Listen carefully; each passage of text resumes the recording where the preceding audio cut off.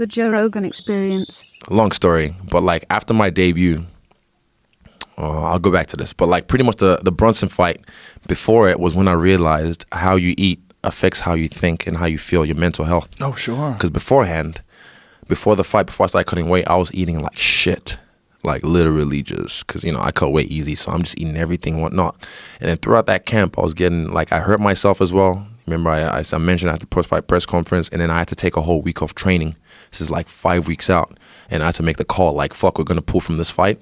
So we don't leave it too late so they can find a replacement, or take a whole week off, come back Monday, and then see how we feel. And then doing that, I ate right. I ate proper. You know, I was a little bit like depressed and shit like that because of the way I was eating already. But that week transitioned everything just because of the way I was eating and the way I looked after my body. And then when I got back to camp, boom. And I realized through that camp, and also reading Charlemagne's book as well, The Shook Ones. Oh, yeah. It kind of helped me, or listening to it. Yeah, I listened to it too. I suck at reading. Yeah. Reading, well, that's a good one to listen to too because it's read by him. Yeah. And he's funny. Interesting orator. Yeah. And the way he reads it, he's funny. Because I listen to Brilliant Idiots as well. So yeah. Well, he's honest. Yeah. He's on. I mean, like for a guy like him to talk about being fucked up with anxiety, it's like people are like, "What? You? Yeah. You're the guy who talks all crazy shit." Nah, people don't understand, man. Like even my boy Chance, he's with me right now. You know, like for me, I like to, because I'm on this journey now. I like to take those that came up with me. I bring them on this journey. Like when I went to Dubai, I brought my brother with me so I can inspire him. I went to Nigeria. I brought AB with me. You know, because he's Nigerian.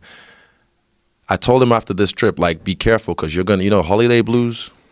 You know, like when you come back from a holiday, you feel like, oh, and everyone, all these Instagram hosts post, take me back, you know, with their bikini shots and whatnot.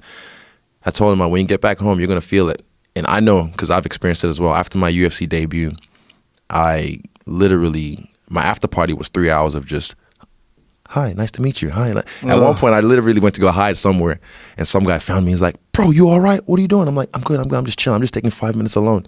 It's like, oh, yeah. It's like, nah, yeah, I understand, eh? And just sat next to me. I'm just like, fuck.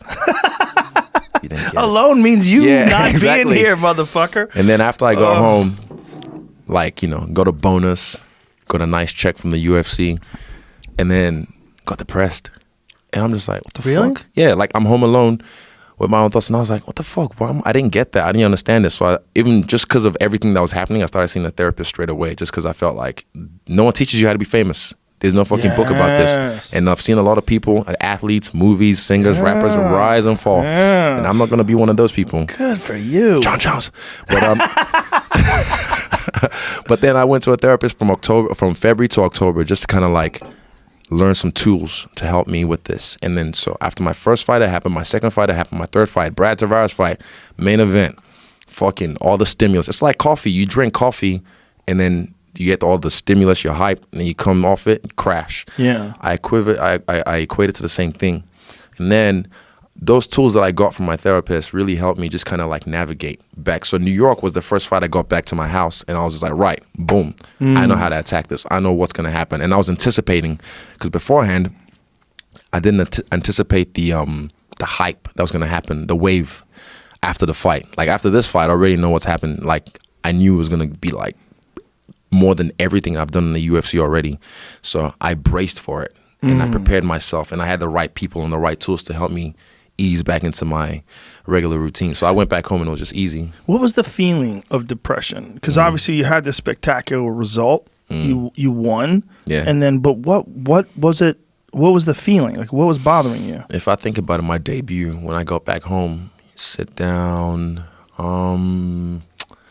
it was just like, I don't know. And trust me, I love fucking the perks. Fuck fame. I don't like being famous, but I love the perks. A lot of perks. But like when you get back home and that's why I like hanging out with my dogs and my cat, because they don't say anything. I can just exist with them. I don't have to entertain them. I don't have to talk. Right. You know? Contrary to popular belief, I'm not always extroverted. I'm a cuss baby. I'm a crab lion. Cancer Leo. A crab lion? Oh. Cancer and a Leo, yeah. But like I can go, you know, both ways, you know, hard, soft, like a semi-chop. But, you know. Semi-chop. But like, yeah, so I can, when I'm home by myself, I'm just very reserved. I like to be in my own thoughts. I like to be in my own space. Kind of like what Jorge had to do in Panama or wherever he was. Yeah. And the feeling was just not, it's almost, I've heard of imposter syndrome. I'm not sure if I'm saying it, if I'm using it right, but I don't know. I don't want to say that's what I had, but like you almost feel like you don't belong. Yeah, like I don't belong. I don't deserve this. I think everybody has that. Yeah. So I had to go through that for my first fight, my second fight, my third fight, and like I said, it wasn't until the Brunson fight I just decided, fuck it, own it, because in New York, there's this clip on YouTube of this guy. He's walking around Times Square, normal, just chilling. No one pays attention to him, and then he comes back at nighttime, and then he's hired like security, camera crew. He dresses the part, and he's walking around Times Square. He's just a regular dude, like a YouTube content creator. And then everyone's done to like, who's this? Who's this guy? Oh, can I take a photo? Yeah, cool. Take a photo. Yeah, cool. And then like the camera guy goes up to random people and goes like, so how do you know? His name's Brian. How do you know Brian? How do you? And they're like, I saw him in Spider-Man, yeah, I think it was pretty good, and then like so the guy will go to another guy, so what do you think about his last album? And be like, I mean, I didn't hear the whole thing, but I heard a single on the radio, and people just lying through their teeth about who the fuck this guy is when they don't even know who he was. Right. I experienced that at Deja Vu, fucking crazy, in Times Square in New York, Madison Square Garden. I experienced that in Times Square, like literally shooting for my brand Engage, shooting some shots for them. So there's embedded crew around me, my crew around me, and I'm not even trying. And at one point, I kind of just, because I'm always noticing everything around me, and I see people like, some people recognize who I was, and then I saw people like, and I can hear them like, who is he? And the same person will come, hey man, big fan. Yo, can I grab a pic? I'm just like, all right, take a pic. And the next person like, and he said, hi, can I get a picture? And just take a picture. And they don't know who the fuck I am. Right, they just know somebody likes you. Exactly. They just, he's famous. Yeah. Boom. And they just want to get that shine. So shit like that kind of humbles you and lets you know. You can get caught up in all that shit, man. I talk about hype a lot, and I'm like, fuck it. Just own it. New York was when I decided, like, I'm not going to feel like I don't belong. Just own it. This is my life now. Well, I think what you're doing is you're taking the mentality of a high-level striker and you're applying it to fame, because you don't want to get caught in traps. You want to see all the pitfalls. Like if your chin's up, you drop your hand. If you have a tendency that someone can exploit, you got to go, oh, make sure I mix this up, show them different moves.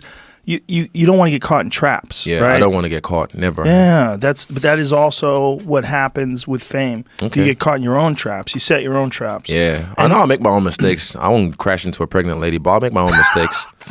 Sorry, I'm taking all the shots. Come get it. Well.